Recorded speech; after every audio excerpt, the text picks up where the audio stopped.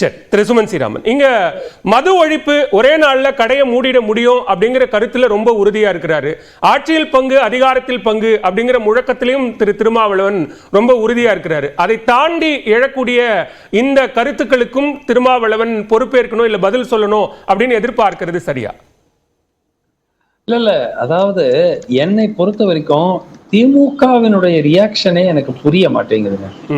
ஏன் என்ன சரி, ஒருவேளை விசிக விட்டுட்டு போயிட்டா கூட நீங்க ஒரு பிரம்மாண்ட கட்சிங்க, நீங்க ஏன் இவ்வளவு பதற்றப்படணும்?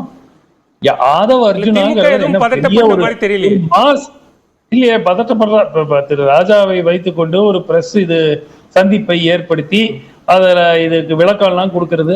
அவர் கட்சியினுடைய துணை பொதுச் செயலாளர், நாடாளுமன்ற உறுப்பினர், அவர் ஒரு கருத்து சொல்றதுக்கு அவருக்கான உரிமை இல்லையா? கருத்து இல்ல நான் நீங்க பாயிண்ட் இல்ல, பாயிண்ட் என்னன்னா ஃபர்ஸ்ட் ஆஃப் ஆல் இது ஒரு மேட்டர் ஆக அவர்கள் பெரிய விஷயமாவே எடுத்துக்கலன்னா அதுக்கு பதிலே சொல்லியிருக்க வேணாம். அவர் ஆதவ அர்ஜுனா யாருங்க, அவர் ஏதோ புதுசா வந்திருக்காரு, அப்படியே விட்டுருக்கலாம், அதை கடந்து போயிருக்கலாம். பட் என்ன சிக்கல் என்றால் அதுதான் அந்த ஆதவ அர்ஜுனாவும் சொல்றாரு, தனித்து போட்டியிடுங்களேன், தனித்து போட்டியிடுங்களேன் 3 வாட்டி சொல்றாரு அந்த இன்டர்வியூல, பாத்தீங்களா? அவ்வளவு உங்களுக்கு இப்ப நீங்க தானே பிரதான கட்சி, தனித்து போட்டியிடுங்களேன். ஏன்னா அவருக்கு தெரியும் அது திமுகவுக்கு ஒரு மிகப்பெரிய சிக்கலாக இருக்கும். அது 2026 எப்ப கடைசியா திமுக எப்ப தனித்து போட்டியிட்டாங்க? போட்டியிட மாட்டாங்க, அது எல்லாருக்குமே தெரியும். சோ அதை வைத்துக் கொண்டுதான் இந்த முறை அவர்கள் எக்ஸ்ப்ளாய்ட் பண்றாங்க. அது விசிகேயா இருக்கட்டும், நாளைக்கு ஒருவேளை கம்யூனிஸ்ட் கட்சிகளும் இதே மாதிரி ஒரு முயற்சியில் ஈடுபடுறதுக்கான ஒரு வாய்ப்பும் இருக்கிறது.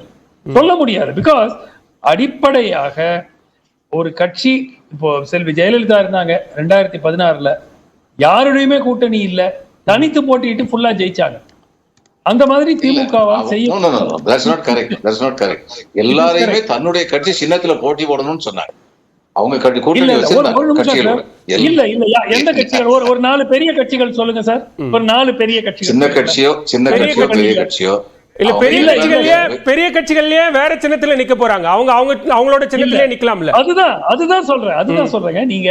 நீங்க சொல்றது ஒரு சீட்டு, ஒரு 2 சீட்ல இருக்கக்கூடிய, இப்போ நீங்க எனக்கு ஒரே ஒரு எக்ஸாம்பிள், திரு பாலச்சந்திரன் அவர்கள் ஒரே ஒரு இது சொல்லட்டும். இந்த மாதிரி இந்த சின்ன சின்ன கட்சிகள் நின்றுதான் அதிமுக 2016 ஜெயிச்சாங்கிறீங்களா? இல்ல அவங்க எவ்வளவு யார் அந்த கட்சிகள் சொல்லுங்க. இப்போ உதாரணத்துக்கு கருணாஸ் நின்றாருன்னு வச்சுக்கோங்க, கருணாஸ்னால தான் ஏடிஎம்கே மெஜாரிட்டி கிடைச்சதா? என்ன லாஜிக் இது?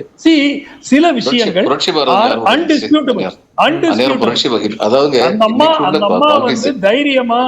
தைரியமாக தனித்து நின்று போட்டியிட்டாங்க, போட்டியிட்டு ஜெயிச்சாங்க. அந்த மாதிரி திமுக இது வரைக்கும் செய்தது இல்லை. சமீப காலத்துல எனக்கு நினைவு தெரிந்து திமுக குறைந்தது 4-5 பெரிய கட்சிகள்னா இன் ரிலேட்டிவ் டர்ம்ஸ், நாட் திமுகவோட பெரிய கட்சிகள் இல்ல ஆப்வியஸ்லி, பட் ரெகக்னைஸ். இப்ப நீங்க சொல்ற மாதிரியே ஒரு கருத்து முரண் விடுதலை சிறுத்தைகளுக்கு இருந்தால் அவர்கள் எதிர்பார்ப்பது திமுகவில் கிடைக்காது அப்படிங்கிற ஒரு நிலைப்பாட்டுக்கு வந்தா அது அதிகாரப்பூர்வமா அறிவிச்சுட்டு போறதுக்குன்னு ஒரு நேரம் இருக்கு இல்லையா? அதை ஏன் இவ்வளவு ஏர்லியா இந்த மாதிரியான விஷயங்கள் மூலமாக அதை தொடங்கணும்?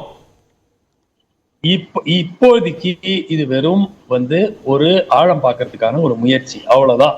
இதனால கூட்டணியோட இவங்க ஒண்ணும் கிடையாது.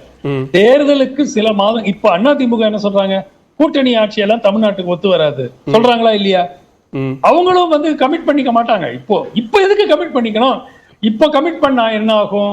ஐயோ அதிமுக ரொம்ப டெஸ்பரேட் ஆயிட்டாங்க, அவங்க யார் வந்தாலும் ஆட்சியில பங்கெல்லாம் கொடுக்குறாங்கிறாங்க, அப்புறம் ஆளுக்கு 25 சீட்டு கொடுங்கன்னு கேட்க ஆரம்பிப்பாங்க. அதிமுகவும் தேர்தலுக்கு 2 மாதங்களுக்கு முன்பு வரை கூட்டணி அதிகாரத்தில் பங்கு எதையும் ஏற்றுக்கொள்ள மாட்டார்கள். அதனாலதான் இப்ப நடக்கிறதெல்லாம் வெறும் டயலாக், டிராமா. சரி, ஓகே, இது எங்கேயும் போகாது.